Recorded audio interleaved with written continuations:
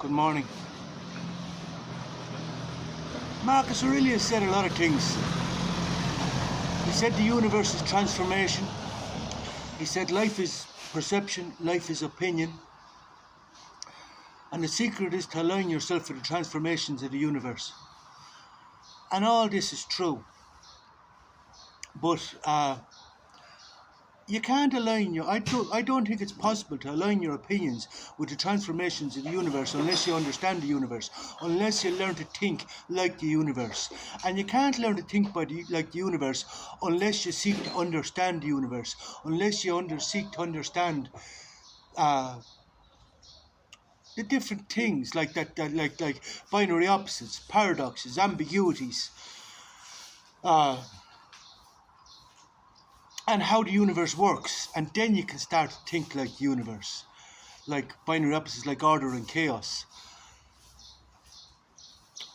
And then you have to understand that some people are conduits for chaos, some people are conduits for order. For example, Peterson would be a conduit for order. He tries to impose order on everything, but this cannot work on its own, because you have conduits for chaos. You have order and chaos, order and chaos. And to try and impose order on everything is going to cost you not only frustration. And if you actually realise how the universe works, then it comes back to this. It comes back to the dichotomy of control. What is and what is not within your control. And really, like when you start to learn what is and is not within your control, like for example, like if you realise some people are conduits for chaos, I'll give you an example in a minute. And then I asked myself, am I a conduit for chaos? And yes, I am a conduit for chaos. This is the whole point of being crazy. I'm crazy. But I'm a conduit for chaos. But I'm also a conduit for order. So I'm going to divide and line, both. And it's all about learning how to use each. Use, like I said, life is like a chariot race. Learn how to control the chaos and use it with intent. Use it with intent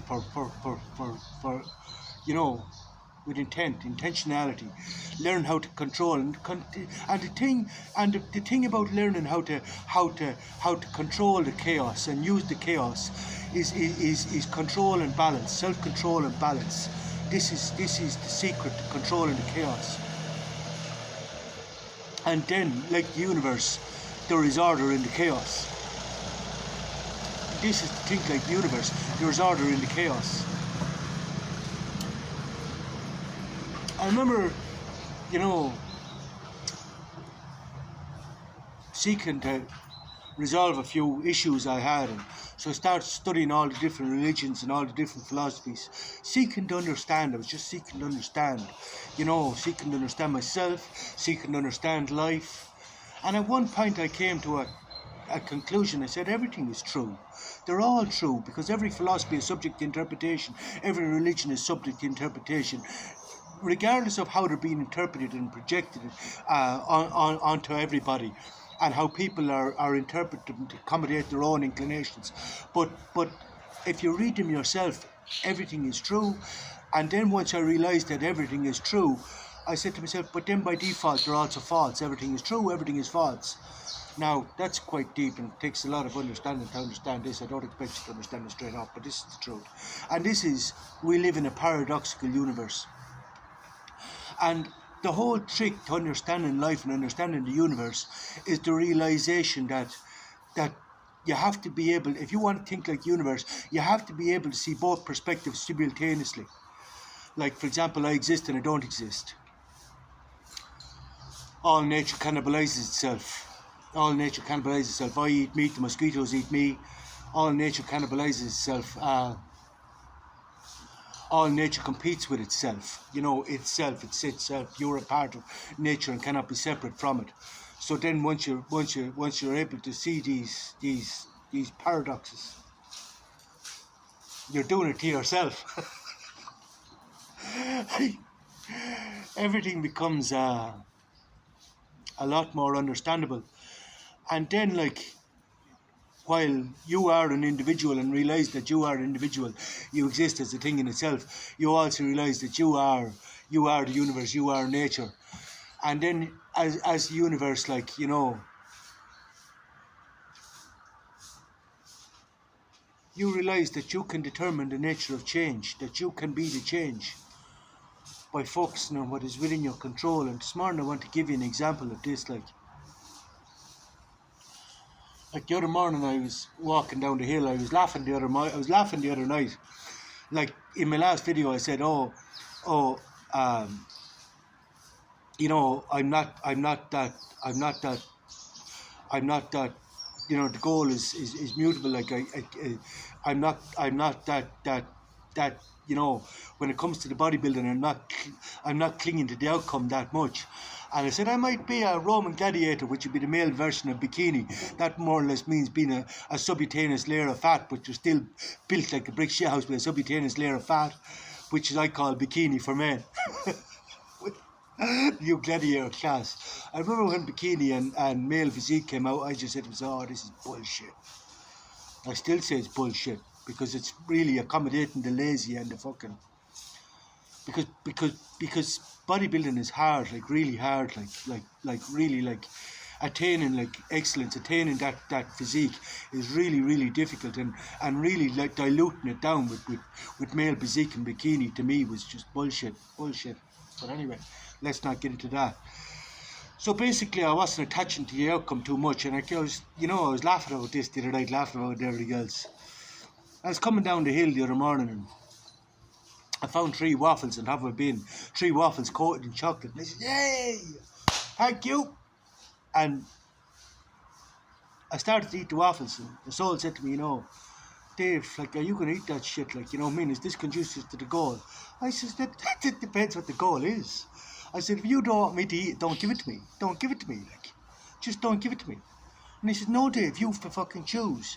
You have to fucking choose. If you want to strive for excellence, you have to decide what excellence is. You have to choose. I said, right. I ate 1 waffle and put back the other 2. Went to the shop. I didn't buy any bread. You saw my dinner the other day up on post. The salad and the chicken drumsticks, you know. Because he's right. He's right, I have to choose. And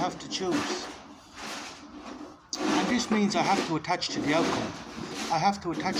And that's why I say today I want to look at the pragmatism of detachment and attachment.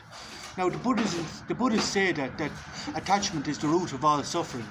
And I agree, yeah, I agree with this. You know, nothing has any meaning, only the meaning that you give it. Nothing has any meaning, only the meaning that you attach to it. So you have to attach a meaning to things. Or you can choose to attach a meaning to nothing. This is nihilism. And if you think that attachment is the root of all suffering, try nihilism. Because if you try nihilism, everything is bullshit. And the likelihood of you being depressed is very, very good. It's very possible and likely that you will be depressed. If you're a nihilist, you will be depressed.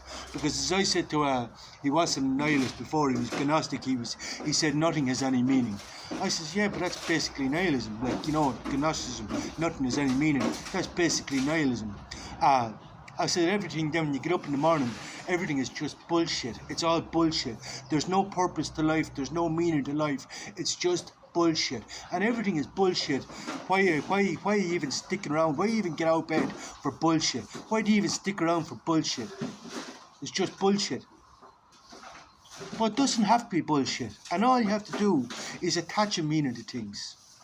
Like, for example, like if I say the Hindus say all life is sacred.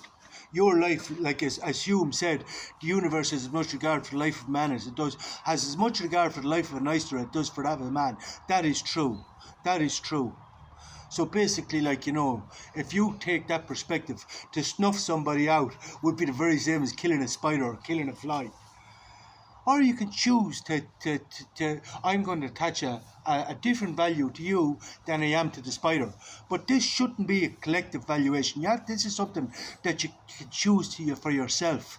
How much life, how much meaning do I want to attach to your life, to your life, to your life? So basically you could say we're all equal. And the only thing that doesn't make us all equal is my value of you. or my value of him, or my value, the value that I attach, or that we collectively attach to something. But I don't do the collective valuations, I establish my own values. So then it becomes, how much value do I attach to you? What is my use for you? What do you mean to me? And then this determines my reality, this determines my use to you, this determines my valuation of you, and whether I kill you or whether I won't kill you. But this applies to the spider as well, and this applies to the cats, this applies to every fucking thing. Do you understand what I'm saying? So basically, when it comes to the bodybuilding, or comes to the physique that I want to attain, I have to choose. I have to attach to the outcome. I could do the Buddhist thing and detach from everything. I could detach from everything. But without attaching to the outcome, I'm not going to have the discipline or put in the effort that is necessary, that is required to determine the nature of change, to achieve this physique. So I said to myself, right, we could go with the strongman thing. That's easy for me. I can just eat all around me and bust big weights out of it. I can go with the soft physique. I can go with the Roman gladiator thing. And I can say to myself, well, let's meet halfway. Let's go with the fucking built like a brick shit house, where soft in the middle. But the truth is, the obstacle is the way. The hard and chisel physique, the Rambo physique, the Arnold Schwarzenegger physique, this is the most difficult. This is excellence. This is the obstacle is the way. And so I said, right, I'll choose. And this is not the first time I've heard this. You have to choose. You have to choose. I heard this when it came to women as well, but I didn't choose. But if you don't make choices, you're Mr. Nobody. That's another paradox. I say I want nothing. But the truth is I want everything. But the truth is I want nothing and I want everything. It's a paradox. You have to be able to see both simultaneously. But the way to have everything is to want nothing. It's going to be difficult for you to figure that out, but that takes just go and study your philosophy. And, the same thing is, when I was in a previous hostel to this, and I was surrounded by chaos. Chaos, and it was chaos. If you go back down along these news feed, if you're on Facebook, you can go back down the news feed, and I described what chaos was, and it was chaos. It was in Hikers Hostel in Plovdiv. And the owner was saying to me, to do the books and all the rest. And my soul was saying, no, detach from it. And I said, yeah, no, I'm going to detach from this hostel. I don't want this responsibility. I'm just going to clean the fucking toilets, and I'm going to clean the hostel, and that's all I have to care about. And I'm going to strive for excellence in that regard. That's my role. And I'm not going to assume the responsibility. I don't need this bullshit. I don't need this shit. And then when the chaos got so much, I legged it back to Hostel Mostel, which would be order here in Veliko Turnova. Hostel Mostel is order. That's all order. It's not a party hostel. And I said, they impose order. There is order. And I respect the order, and I respected the order, and always did. And again, I just did my job there. But the night I arrived back in Hostel Mostel, my soul said to me, the price of security and comfort is boredom, in which life loses all meaning. And I got up and said, I've made a mistake. I should have stayed. And I texted the owner here, and I said, can I go back to Plovdiv and manage the hostel? And he said, no, go fuck yourself. That's the third time you landed me in the shit. And then I did my time in Hostel Mostel, and then I ended back up here, and I said, can I go up and manage the hostel here? And he said, no, jog on. But anyway, I persisted, and I ended up managing the hostel back here, and I'm managing the hostel back here.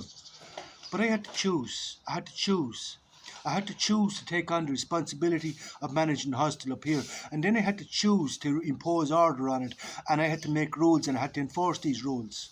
I had to impose order. Even though I'm a conduit for chaos myself, I had to impose order. And then, to give you an example, I seen a lad coming up the steps the other night, and I had a good few guests in the hostel. I seen a lad coming up the steps, and I just seen him coming, and I said, oh, for fuck's sake, you're going to cost me every customer I have. Now I had a choice to make. I had to make a choice whether I turn him away, or I value the money. The customers, the money. And I said, no, I don't give a fuck about the money. This fucker's crazy, but he's one of mine. The others are just going to have to suffer it. They're going to have to appreciate the chaos and understand that chaos is a part of life. But I'm not turning him away. And I didn't turn him away, because he's one of mine. But basically, I had to work with him, as Mark Roselia said. I had to put my hand on his shoulder and said, mate, could you try something else? Maybe here's a set of earphones. I have to ask you not to play the music. Bye, I may go.